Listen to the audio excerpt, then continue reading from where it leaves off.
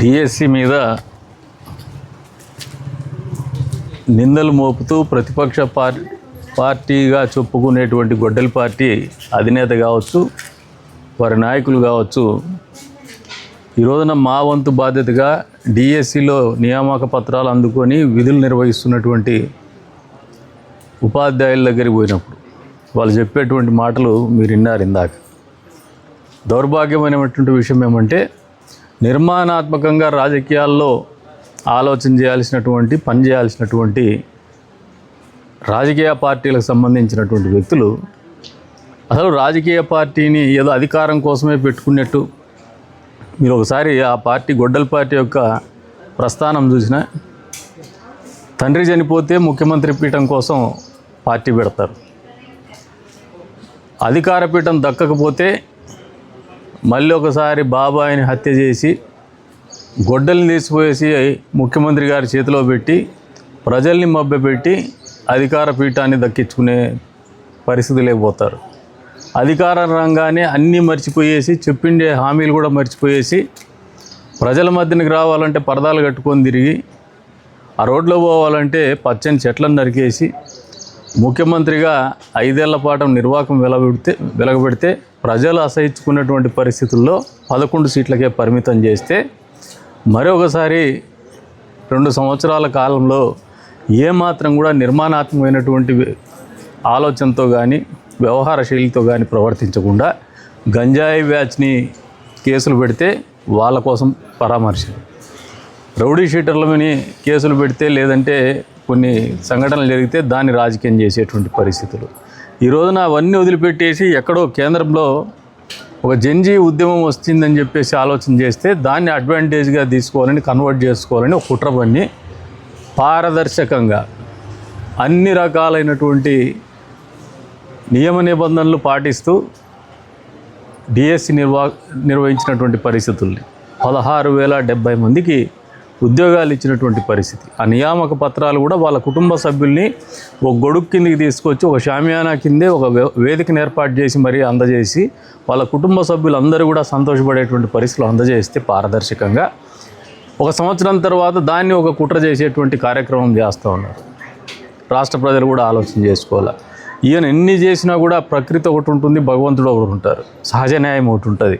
అది ఎప్పటికప్పుడు వాళ్ళ డొల్లతనం బయటపెట్టేటువంటి పరిస్థితులు ఉంటాయి. అందులో భాగంగానే మన ప్రెస్ మీట్ పెట్టి మరి ఈ రాష్ట్రానికి ముఖ్యమంత్రిగా చేసినటువంటి వ్యక్తి ఏపీపీఎస్సీకి డిఎస్సి రెండు ఒకటి అని చెప్పే పరిస్థితిలోకి పోతాడు. అంటే ఆయన ఏ కుట్ర కోణం అయితే ఆలోచన చేసి ఈ రాష్ట్ర ప్రభుత్వాన్ని ఇరుకుని పెట్టాలో, లేదంటే ఇబ్బంది పెట్టాలో, అవినీతి మరకలు అంటించాలనే ప్రయత్నం చేస్తాడో, ఆ ప్రయత్నంలో భాగంగానే ఆయనకే తెలియకుండా ఆయన డొల్లతనాన్ని ఆయనే ప్రజల ముందుకు తీసుకొచ్చినటువంటి పరిస్థితి.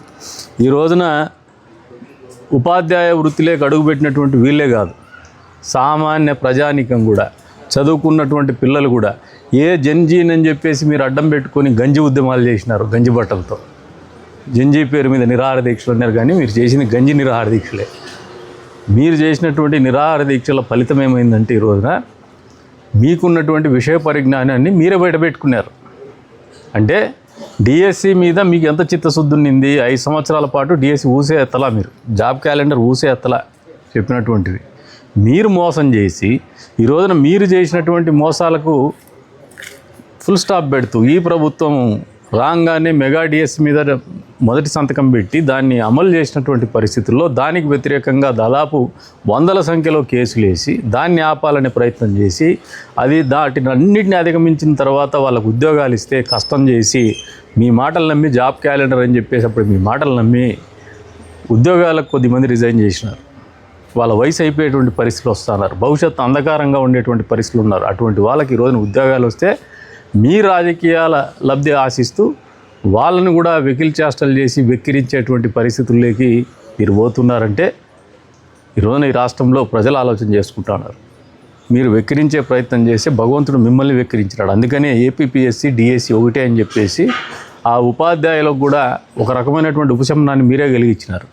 బాధపడతా ఉన్నారు వాళ్ళు, ఎందుకంటే కష్టపడి చదువుకొని మెరిట్ మీద వర్టికల్ హారిజాంటల్ రిజర్వేషన్స్ కింద, స్పోర్ట్స్ కోటా కింద అన్ని రకాలుగా tamper proof system mechanism develop చేసుకుని ఉద్యోగ నియామకాలు జరిగితే వారిని అవహేళన చేసేటువంటి పరిస్థితుల్లో మీరు ఉద్యమాలు చేసినారు, గంజి నిరాహార దీక్షలు చేసినారు.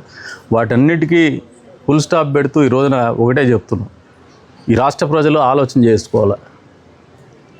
5 సంవత్సరాలు ముఖ్యమంత్రిగా అవకాశం ఇచ్చినారు ఆయనకి. అంతకుముందు 5 ఏళ్ళు ప్రతిపక్ష నాయకుడిగా అవకాశం ఇచ్చినారు. ప్రతిపక్ష నాయకుడిగా అవకాశం ఇచ్చిన అసెంబ్లీకి అటెండ్ కాడు. ఈ రోజున అధికారం ఇచ్చినప్పుడు మాత్రం పరదాలు కట్టుకొని అందుబాటులో లేడు.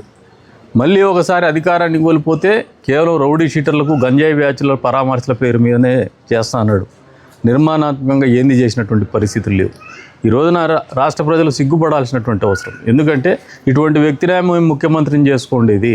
ఇంత కనీస విషయ పరిజ్ఞానం లేనటువంటి ఏపీపీఎస్సీకి డిఎస్సికి తేడా తెలియనటువంటి వ్యక్తినే మేము అవకాశాన్ని ఇచ్చి అధికారాన్ని ఇచ్చి మమ్మల్ని పరిపాలించమని అవకాశాన్ని ఇచ్చినటువంటిది పరిస్థితుల్ని తలుచుకుంటే అందరూ కూడా సిగ్గుపడతా ఉన్నారు.